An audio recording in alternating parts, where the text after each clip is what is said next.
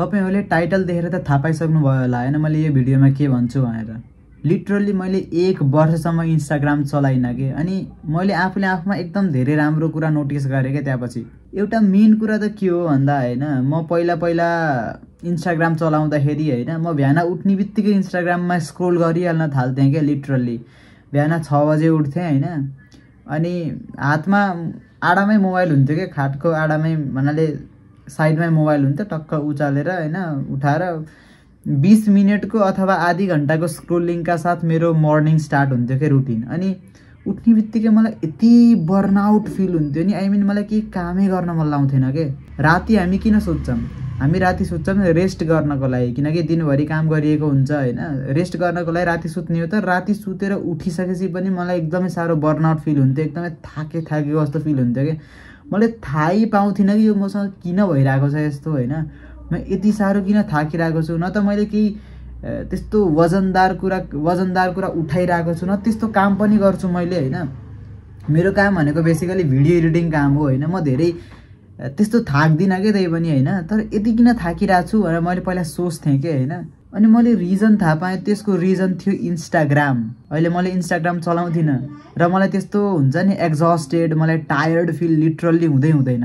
वास्तवमा के हुँदो रहेछ भन्दाखेरि नि हैन, जब हामीले स्क्रोलिङ गर्छौँ नि, स्क्रोलिङ के उठ्ने बित्तिकै स्क्रोलिङ गर्न थाल्छौँ के, 24 घण्टा स्क्रोलिङ, टाइम पाउने बित्तिकै स्क्रोलिङ गर्न थाल्छौँ, त्यतिखेर के हुन्छ भन्दाखेरि नि त्यहाँ रिल्सहरूमा हैन रिल्सहरूमा नि यस्तो कुरा देखाइएको हुन्छ जुन चाहिँ यो रियल दुनियाँमा यो रियल वर्ल्डमा इम्प्लिमेन्टै गर्न सकिँदैन कि। आई मिन त्यो रियल कुरै होइन क्या। लिटरली त्यो हावादारी कुरा देखाइएको हुन्छ क्या। त्यहाँ एकदम 90% कन्टेन्ट त्यहाँ हावादारी नै हुन्छ लिटरली। कस्तो भन्नाले के आई मिन मोटिभेसन पनि दिन्छ। आई मिन मोटिभेसन पनि यस्तो मोटिभेसन दिन्छ हैन, जुन मोटिभेसन हैन त्यही बेलामा के त्यो यो रिल हेर्ने बेलासम्म चाहिँ हो माई गड अब मैले काम गर्नुपर्छ भन्ने खालको मोटिभेसन आउँछ के हैन। तर त्यो मोटिभेसन केही पनि होइन के।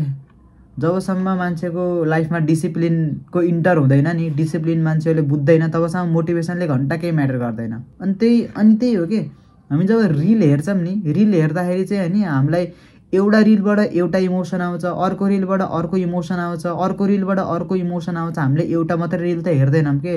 दिनमा स्वाइप गर्दै जाँदाखेरि कति रिल हेरिन्छ लिटरली हजारवटै रिल हेरिन्छ होला, हामीलाई थाहा नै हुन्न, अनकन्सियसली हेरिरहन्छ के। अनि त्यतिखेर चाहिँ हामीलाई हैन मल्टिपल इमोसन्सहरू फिल हुन्छ के।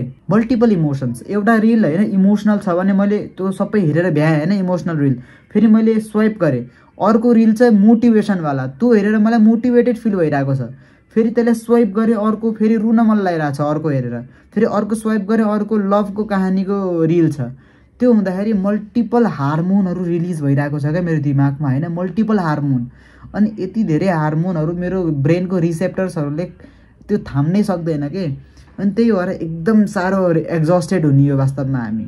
अनि रिल स्क्रोल गर्दा एउटा टाइम यस्तो आउँछ हैन, तब चाहिँ त्यो रिल स्क्रोल गर्दा पनि मजा आउँदैन क्या। लिटरली एउटा टाइम यस्तो आउँछ रिल स्क्रोल गर्न पनि झ्याउ लाग्छ क्या। म त्यो ठाउँमा पुगिसकेको थिएँ, म त्यो स्टेजमा पुगिसकेको थिएँ क्या। मलाई लिटरली केही कामै गर्न मन लाग्थेन हैन। मेरो प्रपर भिजन पनि थिएन के, पछि गएर के गर्ने, के गर्दा ठिक हुन्छ हैन। मैले यो के गरिरहेको छु यो पनि मलाई थाहा थिएन लिटरली। तर जब मैले इन्स्टाग्राम चलाउन छोडेँ नि 1 वर्षको लागि, तब मैले मेरोमा धेरै कुरा नोटिस गरेँ। म भन्छु है त 1 बाई 1।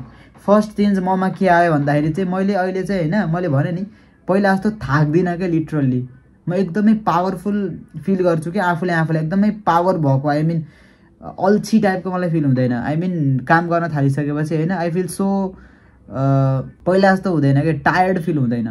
अनि सेकेन्ड कुरा के हो भन्दाखेरि चाहिँ मेरो एटेन्सन स्प्यान एकदम राम्रो भएको छ। एटेन्सन स्प्यान पहिला रिल हेर्दाखेरि हैन आई मिन कस्तो के पहिला रिल हेर्दाखेरि हैन अटेन्सन स्प्यान राम्रो थिएन क्या। मलाई हुन्छ नि स्टिकै हुन नसकिने के। मैले यो बुक हैन ननाटिएनको यो बुक मैले है 1 वर्ष पहिला किनेको बुक हो के हैन। त्यतिखेर मैले वास्तवमा इन्स्टाग्राम चलाउँथेँ हैन। अनि त्यति बेला मैले यो बुक कतिचोटि पढ्न ट्राई गरेँ के, तर पढ्नै सकिनँ के, किनकि मेरो एटेन्सन स्प्यान सकिसकेको थियो कि। अटेन्सन स्प्यानको त्यो भन्छ नि म भन्दिनँ है, अटेन्सन स्प्यान पुरा बिग्रिसकेको थियो। म राम्रोसँग होइन केही चिजमा फोकसै गर्न सक्थिनँ कि। मैले 1 वर्ष अगाडि किनेको बुक मैले अहिले पढ्दैछु किनकि मेरो एटेन्सन स्प्यान अहिले राम्रो भइसक्यो। मैले 1 च्याप्टर पनि भ्याइसकेँ एटोमिक ह्याबिटको होइन। त्यही हो कि अहिले मेरो एटेन्सन स्प्यान एकदम राम्रो भएको छ। अनि अर्को बेनिफिट मलाई के भयो भन्दाखेरि चाहिँ अब मैले मोटिभेसनलाई चेस गर्दिनँ क्या लिटरली। अब मैले मोटिभेसनलाई चेस गर्दिनँ।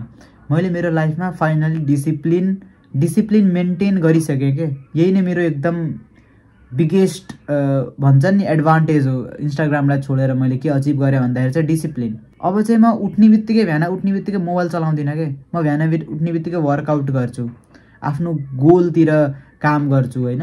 अनि मेन मैले 3टा पोइन्ट भने नि हजुरहरूलाई। एउटा चाहिँ मैले होइन एकदमै के अरे उठ्ने बित्तिकै टायर्ड फिल हुन्थ्यो, त्यो मलाई फिल हुँदैन आजकल इन्स्टाग्राम छोडेपछि। अर्को होइन मेरो एटेन्सन स्प्यान एकदम राम्रो भयो। अर्को भनेको चाहिँ मेरो लाइफमा डिसिप्लिन आयो क्या। मैले टन्न पानी खाल्छु, मैले आफूलाई अहिले केयर गर्छु क्या लिटरल्ली।